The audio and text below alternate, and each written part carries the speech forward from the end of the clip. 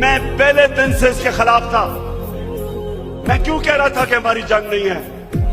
کیونکہ میرے پاکستانیوں، فورن پالیسی بنتی ہے، بار بار اپنے ذہن میں ڈال لو، اپنے لوگوں کے فائدے کے لیے.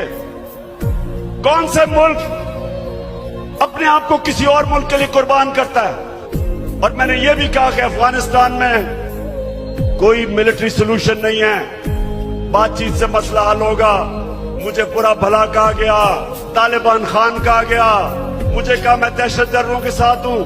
80,000 ہمارے لوگ شہید ہوئے، 6,500 ہمارے فوج کے نوجوان شہید ہوئے، ہمارا قبائلی علاقہ اجڑ گیا، 100 ارب سے ڈالر سے زیادہ ملک کو نقصان ہوا. یہ 400 ڈرون اٹیکس ہوئے پاکستان میں، ایک لفظ ان کے منہ سے نہیں نکلا.